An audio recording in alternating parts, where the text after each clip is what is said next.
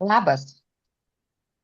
Kaip tu galvoji, ar vidurių užkietėjimas yra tokia maža problema ar didelė problema? Aš išties, kai išgirdau e, vienos moters pasidalinimą apie jos vaikučio problemą, tai jos pradžia, kelias buvo visiškai negalėjom net pagalvoti, kad tai susijęs su vidurių užkietėjimu. Ir jos istorija, ganėtinai mane palėtė ir tokia labai stiprus simptomai, su kuriais susidūrė vaikutis. Ir aišku, ką mamytė reikėjo išgyventi ir vaikučiui. Tai tikrai net nebūčiau pagalvojusi, kad šitas dalykas gali duoti tokius stiprus simptomus. Tad tikrai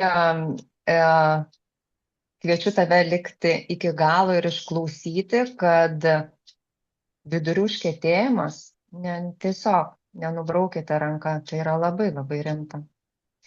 Ir šiandieną su manimi pasidalins šitą istoriją savo vaikučio Indrė. Labas, Indrė. Labas, Andžela. Labuka. Ir visada labai smagu matyti ir Eglutę, kuri pakomentuos pabaigoje. Beje, prie šios istorijos taip pat yra asmeniškai prisidėjusi, konsultavusi pačią Indrę ir net nežinau, kaip ten viskas įsirutuliavo. Eglutė, beje, labas, Eglutė. Sveikos merginos, sveiki klausytojai. Tai beje, Eglutė gal ir užsimins gal va šitą per visus tuos simptomus, kaip atsekė tą kelią, nuo ko viskas prasidėjo. Nes ir mūsų visos laidos, įrašai, nekartą mes kalbam apie tai, kad labai svarbu surasti priežastį, nes niekas šiaip sau neatsiranda. Tai ką, Eglutė, tave tada dabar truputėlį paleidžiu ir pakalbinu Indrę. Tai tiesiog nuo ko viskas prasidėjo, kiek buvo vaikučiui metų ir tiesiog savo tą istoriją. Su mergaitė liktais, ar ne? Čia viskas buvo. Tai va. Tai pas mane yra 3 dukrytės ir turbūt su mažiausia tokia problema ir turiu. Kažkaip su pirma, antra nebuvo tos problemos. Tai su 3 dukrytė susidūriau su šia problema, nuo gimimo, sakyčiau. Ir kai nebuvau šioje kompanijoje ir nežinojau iš tikrųjų, ką daryti, ką vartoti, kaip vartoti. Tai mes faktiškai visada nuo gimimo gyvenom su mikrolaks žvakutėmis, klizmutėmis, kitaip sakant. Nes vaikas būdavo ir savaitę nesituština. Tai o ką, pati maitinau, visada pati maitinau, ilgai maitinau. Tai čia tikrai nežinau, ar nuo mano mitybos priklausydavo tas vidurių užkietėjimas vaikui, nes vis tiek viskas per pienelį persiduoda. O augant ta problema vis didėjo. Dabar dukrytė yra 3 metai 9 mėnesiai.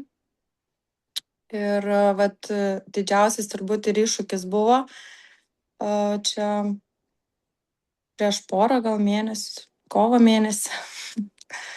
Tai kai pradėjo lankyti naują darželį, bet tas jau buvo praėjo pusę metų. Ir aš net nebūčiau pagalvojusi, kad čia gali būti adaptacija jau kažkokia, nes viskas gerai, sklandžiai ėjosi, adaptacija viskas puikiai mums, noriai eina į darželį. Ir tiesiog pradėjo nevalingai tuštintis. Tai auklėtoja sako, čia nebeužtenka kelnaičių, jau 10 padėta, ar ne, spintelį, sako, dar jūs atneškit, sakau, kaip čia taip. Tai prasme, per dieną 5-6 kartai darželyje. Taip tęsiasi kažkur 5 dienas. Aš irgi jau, jinai iš tikrųjų nesituštino. Arba jeigu tuštindavosi, tai būdavo labai kieti tie viduriai, kietos tos išmatos ir tokiom, po truputį mažas. Tai po to jau, sako auklėtojas, jinai ir pasišlapino. Tai prasme, miegant. Vėl tas toks nevalingas. Ir šlapinimasis kartu, ir tuštinimasis. Jau ėjo 6 diena, galvoju, jau kažką čia reikia daryti. Jau tada kreipiausi į gydytoją šeimos. Jinai nelabai čia nustebo, tai užkietėję viduriai čia. Taip, mityba mūsų nėra labai puiki.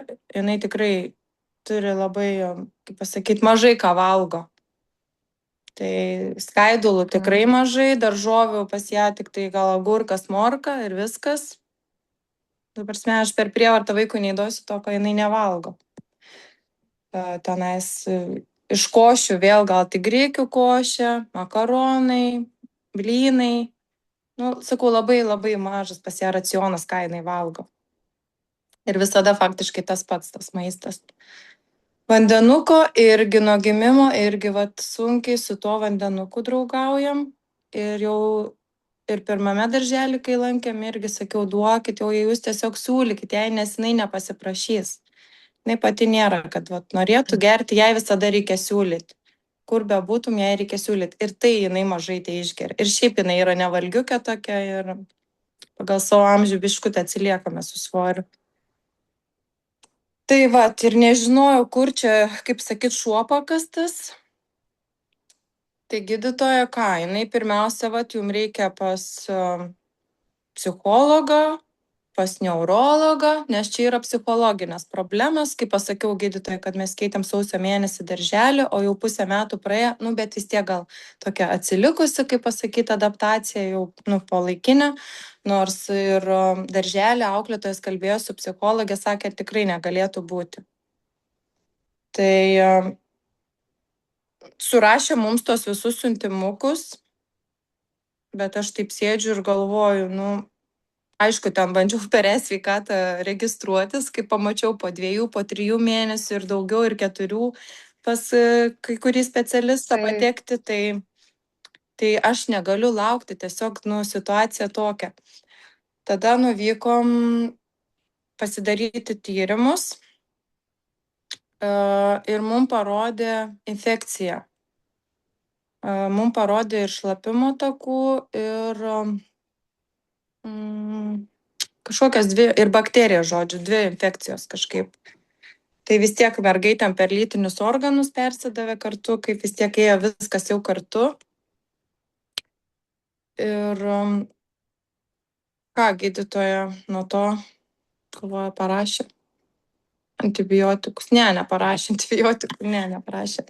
Tiesiog daugiau skysčių, mitybos susižiūrėti ir eiti vėl pas tos specialistus, ką tie specialistai daugiau mums pasakys. Nefrologas, neurologas, psichologas.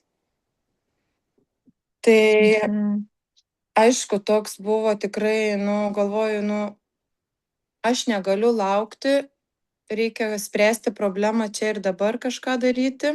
Bet mes nuo gimimo iš tikrųjų jau gerasis bakterijos gėrėm. Ne nuo gimimo visai, bet kažkur 2 metus gėrėm gerasis bakterijas. Bet vien tik gerasis bakterijas.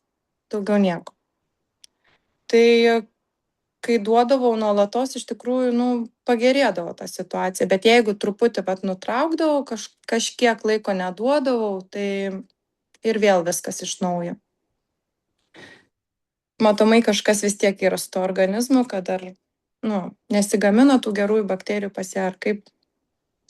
Taip pat pas mane iš tikrųjų yra vidurių užkietėjimo problema ir čia amžina problema, jau 15-20 metų. Tai nežinau, ar čia tokie genai vaikui, ar kas susidėjo. Tai aš žinojau, kur kreiptis. Tai mane konsultavo Eglutė, vaistininkė. Ir jinai pasakė, čia tikrai vidurių užkietėjimo problema yra, ne kas kita. Tu, sako, to vaiko netasyk pas jokius specialistus. Ta prasme, jai reikia skaidulų, gerųjų bakterijų, alijošiaus gėrimų.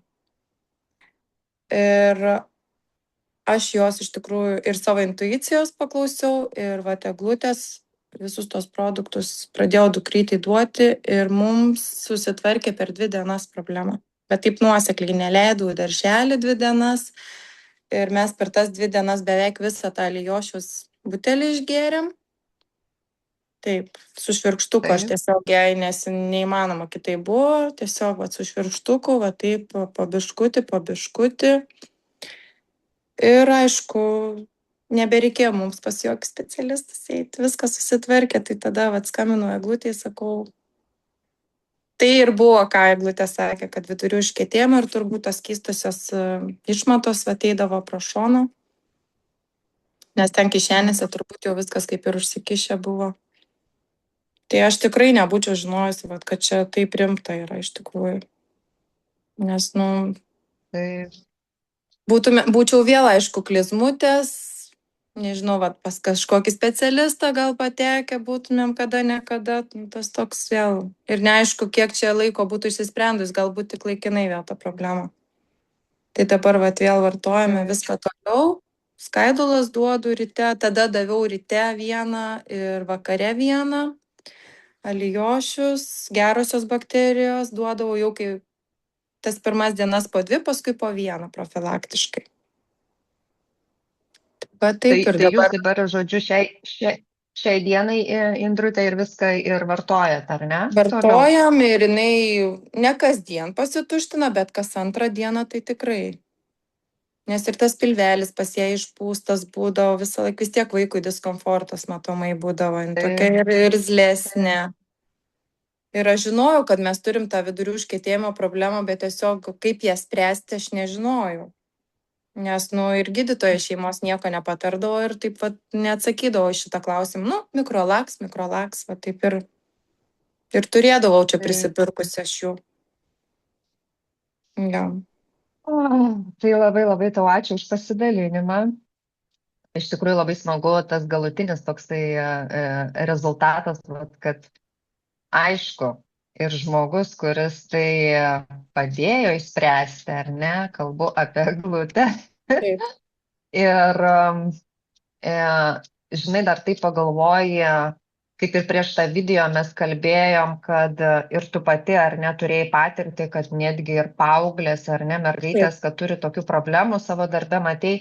Taip. Tai vis dėlto tai ir kokia dar būtų didžiulė psichologinė problema pačiam vaikui. Tos paauglės jos kaip vis tiek slepia jau ir gėdinasi.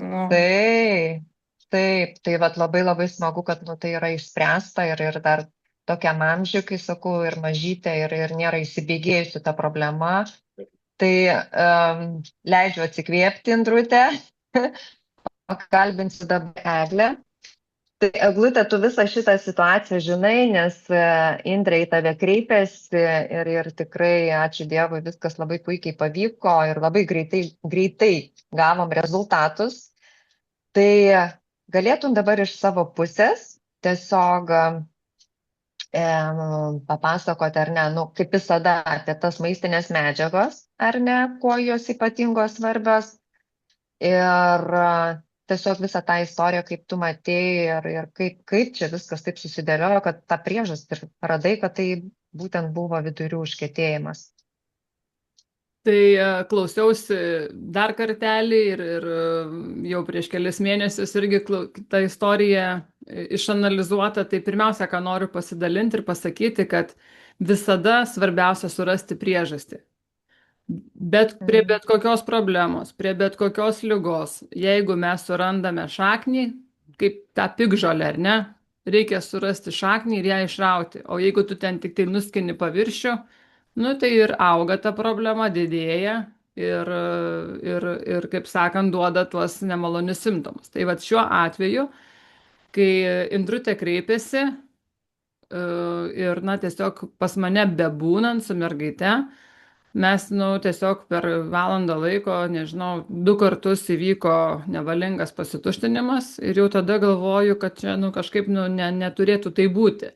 Pradėjom šnekėti, kad čia kelios dienos, vėlgi tada kokia priežastis ar ne, kad tikrai man iš karto atkrito, kad čia yra adaptacija į darželį, nes mergaitė jautėsi puikiai, noriai ėjo darželį nuo pirmos dienos ir buvo praėjęs ilgas laiko tarpas, tai tikrai atkrito.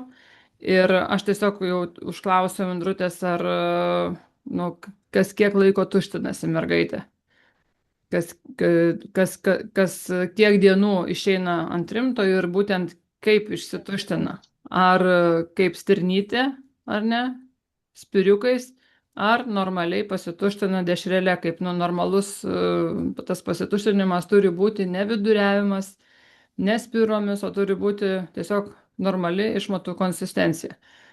Ir, na, tiesiog aišku, kad buvo problema tas vidurių užkietėjimas, bet kad tai galėjo tą duoti nevalingą tuštinimąsi, aš dar taip, žinot, iki galo irgi nebuvau 100% tikra, bet puoliau skaityti, domėtis,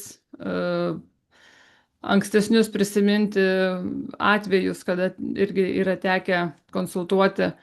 Tai tiesiog dar pasigilinus, pasižiūrėjus anatomiją visą, ar ne žmogaus, tai tiesiog dar pasikonsultavau ir su savo mama, kuri yra šeimos gydytoja ir pediatrė. Tiesiog, kad kada yra ilgalaikis vidurių užkietėjimas įsisenėjęs, tai tas storasis žarnynas, jisai yra priaugęs tų išmatų, jau yra, kaip sakytos, išmatos sukaulėjusios, susikimšusios tos kišenės. Ir jos yra užkimšusios tą žarnyną. Ir kada būna didelė tų sukaulėjusių išmatų jau ta masė, kiekis ar ne, tada vis tiek žmogus valgo ir nu, vis tiek turi kažkaip išeiti lauk. Tada pradeda per šonus, įsivaizduokit, kaip na, tiesiog prasibrauti tas keistesnė išmatų masė ir tiesiog žmogus nejaučia noro stangintis, nejaučia noro tuštintis, tiesiog jam teplioja, nu tiesiog nejaučiant, ar ne, įvyksta toks net nesituštinimas, bet toks tepliojimas. Ir kadangi tai mergaitė, viskas arti ir šlapimo takai, ar ne, tai ta infekcija netruko persiduoti į šlapimo takus ir, na, tiesiog sukelti ir šlapimtakių uždegimą, ko pasiekoje prasidėjo ir nevalingas šlapinimasis. Tai tiesiog įvertinus tą visą eigą, kad pradžioje tai buvo nevalingas tuštinimasis, po to tik tai po kelių dienų atsirado šlapimtakių uždegimas, jau logiškai mąstant, žinant moterišką anatomiją, ar ne, kad nuo tų išmatų patekimo, kad nu viskas seka labai aiški. Na ir ką, ir tada galvojam, nu, priežastį žinom, kaip dabar pašalinti. Išsiaiškinau, kad mergaitė praktiškai labai sudėtingai vartoja vandenį, kad labai skurdi mityba, tiesiog yra mitybos tokie įpročiai. Aišku, tikrai čia nėra pateisinimas, kad nu, tikrai Indrutė nenori nieko įžeisti, skaudinti, bet tiesiog pati turiu 3 vaikus, kurie daržovių turbūt galėtų nevalgyti niekada, jeigu mama nepripjaustytų, bet tiesiog mes mamos turime labai rūpintis nu, tuo klausimu ir visaip su jais susitarti, apeiti juos, būti išradingos. Tai aš, pavyzdžiui, visada mamoms ir vaistinėje dirbdama ir pati savo vaikams žaidžiuosi, pjaustau daržovės šiaudeliais, žiedeliais, visokiom formom pjaustau, kad tik tai, nu, žodžiu, pripjaustau lėkštes didžiausias, kad padedu prie televizoriaus ar ne, prie filmo, prie kompiuterio, taip, galbūt sakysit, čia ugdau kažkokį blogą įprotį, bet iš tikrųjų aš pamenu savo vaikystę, tą darė mano senelis. Bet aš nei blogas žmogus užaugau ir aš su daržovėm draugauju, bet man tiesiog buvo taip įskiepyta. Tai netgi tuos pačius kopūsto lapus, ar ne, kopūstas labai gerai prie vidurių užkietėjimo, dabar yra šviežių kopūstų metas, tai tiesiog tą patį kopūstą galima net paimti kažkokias sausainių formeles, išspausti širdeles, gėlytes, meškučius ar ne, išspausti su vaiku kartu daryti, vat įspausti, kad įtarsi tokį vat įžaidimą, arba einam pažaisti, paragauti, vat koks skonis, kuris skonis tau labiau patinka, paragaukim, ar tas saldesnis, koks kopūstos skonis. supjaustyti žiedinį kopūstą kažkokiais, ta prasme, žaidimo forma. Įsivaizduokit, jeigu tas vaikas suvalgys bent 100 gramų tų daržovių per tą žaidimą, jūs būsit nugalėtojos kartu su tuo vaiku. Tai ta prasme, mes turim juos įtraukti. Tai vad grįžtant prie Indrutės temos, kadangi mergaitė valgo praktiškai vien tik miltus, tai kas yra miltas? Klijai. Ir pieną geria, ar ne, kaip suprantu, ir pieno produktus. Tai žodžiu, gaunasi kaip cementas. Susiformuoja cementas žarnyne ir užkemša žarnyną. O mikrolaksas tai yra tiesiog skubi pagalba, gaisro gesinimas, bet ne priežasties šalinimas. Tiesiog tą kamštį tam momentui ištirpina, tuos klijus ištirpina, bet neapsaugo nuo naujų kamščių susidarimų. Tai čia yra nuo gaisro iki gaisro gyvenimas. Tai čia yra, nu, kaip sakyt, nieko gero. Kritiniu atveju. Ir kada mes mergaitai pradėjom duoti skaidulas, kada pradėjom duoti alijošiaus gėrimą ir vandenį, ištirpinome tą kaulą. Gerosios žarnyno bakterijos taip pat yra labai svarbios, nes jos skaido maistą iki maistinių medžiagų, taip pat pagerina prieš uždegiminių medžiagų gamybą gleivinėje, fermentų sintezę.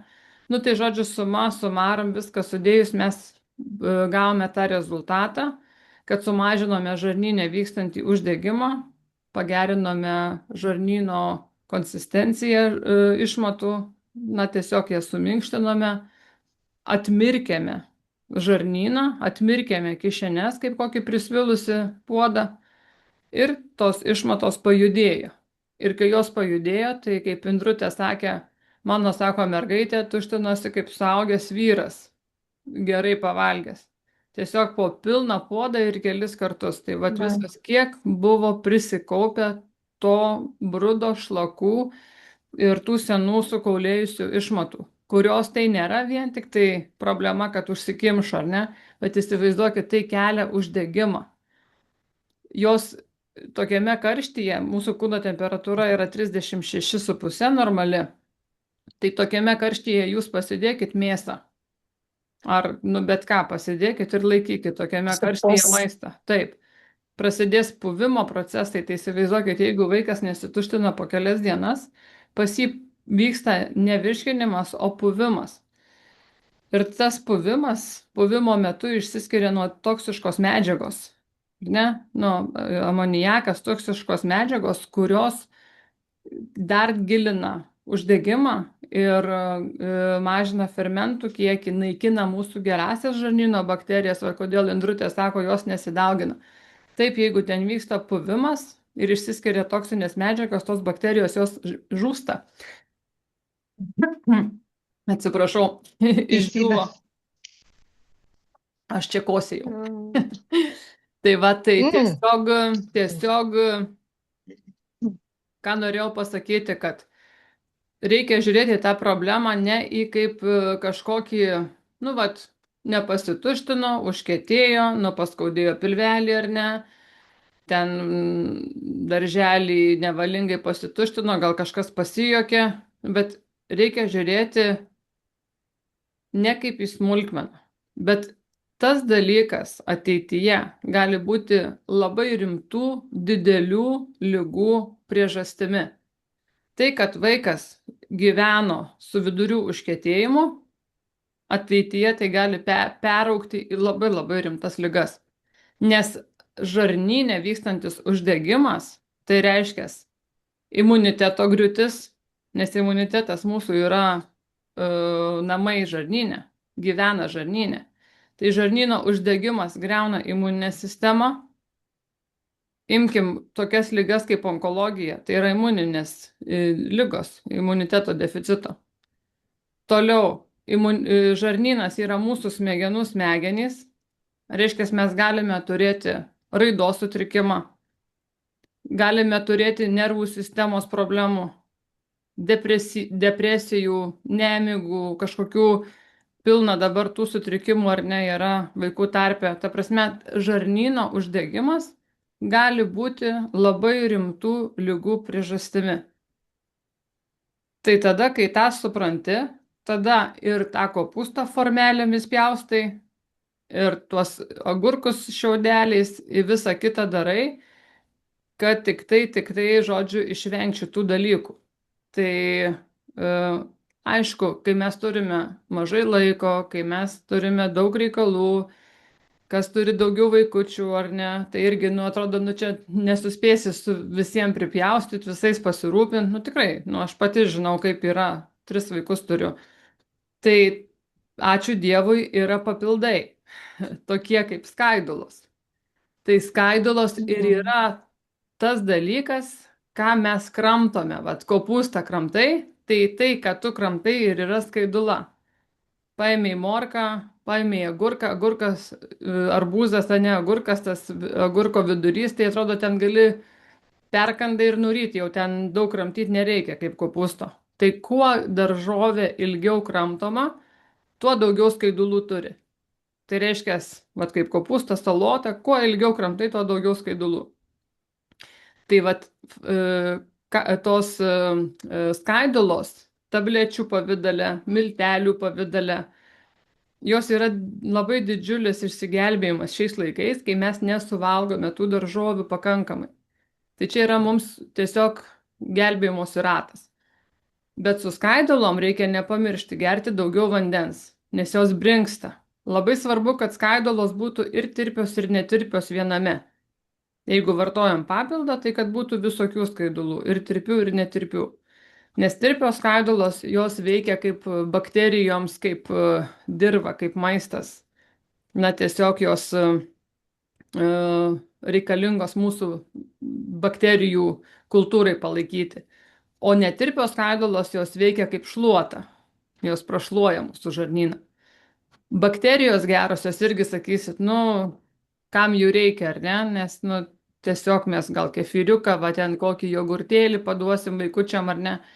Tai iš tikrųjų yra didžiulis deficitas bakterijų šiais laikais, ypatingai vaikams, nes vaikai valgo daug pusfabrikačių, daug saldumynų ir tai naikina jų gerasias bakterijas. O jeigu dar pridėsim tą, kad maiste yra antibiotikų, hormonų, įvairių cheminių toksinių medžiagų, kaip herbicidų, fungicidų, pesticidų, ar ne viskas nupurkšta, tai reiškia, mes turime labai daug medžiagų, kurios naikina mūsų žarnyno mikrobiotą, nes imkim, valgai kiaušinį iš parduotuvės, valgai tą patį pieno produktą, varškę ar ne, ar mėsą, visur yra antibiotikų likučių, hormonų likučių ir tu tiesiog nenorėdamas tu gauni tai. Tai nuolatos tos bakterijos jos yra naikinamos. O jeigu dar uždegimas prisidėjęs žarnyne, kaip šiuo atveju, ar ne, tai jos tada ir ten žūsta. Reikia nuolatos tada duoti.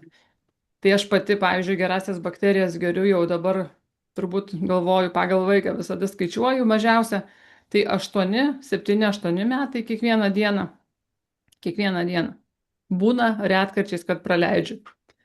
Tai va, tai tiesiog ir galiu tik tai pasidžiaugti rezultatais. Kaip sakė Indrutė, kad jinai turi visą problemą ten daug metų, ar ne, vidurių užkietėjimą.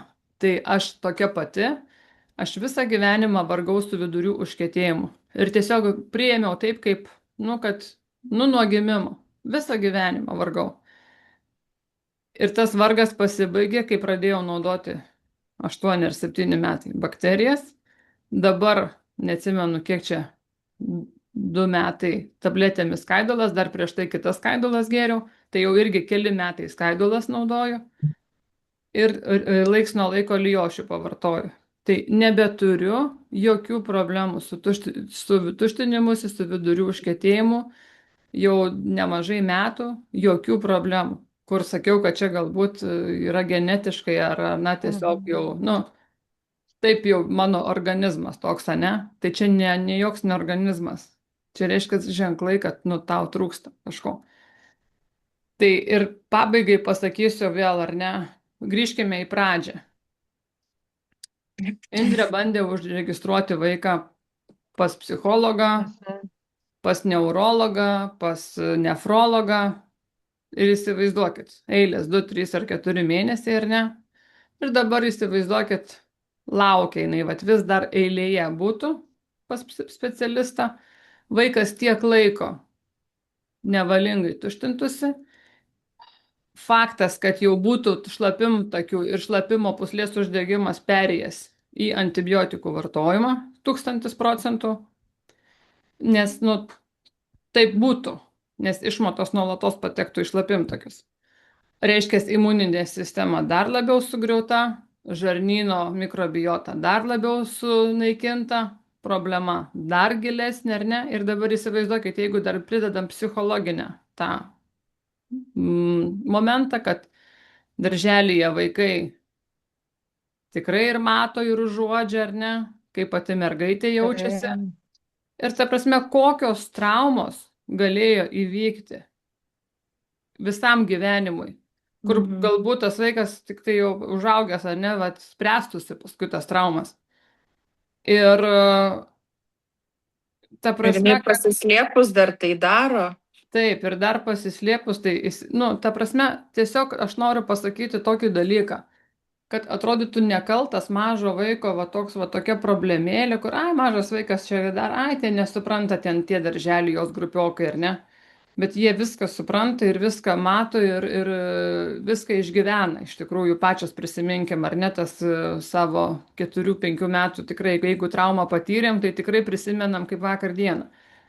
Tai ta prasme mes tikrai galime tik pasidžiaugti ir pasakyti visiems, kad žiūrite šitą video ir turite artimųjų tarpe tokių problemų, kad kartais neužtenka vien tik tai pasikliauti gydytojų, šeimos gydytojų ar pediatrų. Reikia pačiam ieškoti sprendimų. Reikia pačiam domėtis. Reikia pačiam tokį įrašą pažiūrėti. Nes tas daktaras, ne iš blogos valios nepasakė, ar ne? Jisai kaip tuo metu jam atrodė, taip jisai pasielgė. Ir kitas iki, tiesiog pati mamytė, Indrutė atliko iniciatyvą savo paieškas, pradėjo kalbėti, pasakoti ir kuom viskas baigėsi, ačiū Dievui. Tai tiesiog Indrutė, kaip čia pasakyti dabar, negalvo, kad čia dabar įsisprendė tą problemą visam laikui. Labai svarbu dabar tęsti viską tą, kaip sakyt, higieną su maisto valgymu, su vandens gėrimu, tą visą rutiną teisingą ir kalbėti apie tai, kad kuo daugiau žmonių rastų atsakymus. Taip. Ačiū, Eglute. Ir iš tikrųjų paminėjai tokį dalyką, kad kam aktualu, kad tikrai dalytis. Tai yra tikrai žmonės, kurie ir ieško ir galbūt šiuo metu ieško, labai aktuali informacija jiems. O, Eglute, su tais kopūsto spaudimais, tai čia gerulis toksai man pačiai irgi labai rezonavo. Dar nebuvau tokio girdėjusi, tai ačiū irgi, kad pasidalinai. Ir atrodo tik tai, įsijunkim tą kūrybiškumą mamos, ar ne, kaip suduot tą daržovę, tai tikrai tas vaikas gal tikrai ir paims ir paragaus. Nes taip, kai paduodam sielą, tai jisai tikrai ir dar jį paklausim, tai tikrai sako, kad ne, nenoriu. Ir čia nėra vien tik Indrutės vaikučių problema, ne vien tik Eglės, o čia yra visam pasaulyje ir tikrai tie vaikučiai nevalgo tų daržovių ypatingai. Tai čia labai toksai geras patarimas, su tais kopūstais gerulis. Tai ačiū tau. Tai pabaigai tiesiog klausytojams norėčiau pasakyti, kad Eglutė konsultuoja asmeniškai. Turit bet kokią sveikatos problemėlę, tikrai galite rašyti, susisieksim, apačioje po šito video visą laiką yra nurodytas elektroninis paštas.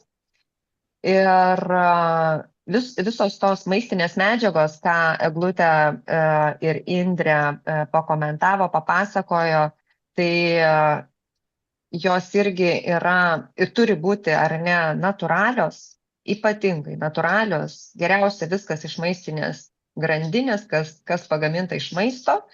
Ir jau ne vienam video esam sakę, kad Eglutė dirba su Neolife kompanijos papildais maistinėm medžiagom. Tai vat būtent ir Indrei sudarė tas rekomendacijas iš šitos kompanijos ir kaip matot, rezultatai yra stulbinantis. Taip. Tai tikrai nebijokim kažko, kai Eglutė sako, tas gydytojas tikrai, mes ir negalim pykti ant jo, ką tada galvojo, tą pasakė, tą nukreipė ir tokios procedūros yra, bet tikrai šiais laikais yra tiek daug prieinama informacijos, kaip Eglutė minėjo, tiesiog šitą video pažiūrėkit, pasidalinkit ir jau jūsų tas požiūris, suvokimas prasiplės. Tai labai labai dėkoju Eglutei, Indrei. Ačiū Ir- merginos, ačiū Ačiū. Andželai, ačiū Indrute, kad tu išdrįstai apie tai papasakoti, tai labai labai Taip. tikrai vertinga informacija ir daug duos žmonėm naudos, labai labai ačiū tau. Tikiuosi. Taip, tai ačiū mergaitės ir sakom iki sekančių. Iki. Ate.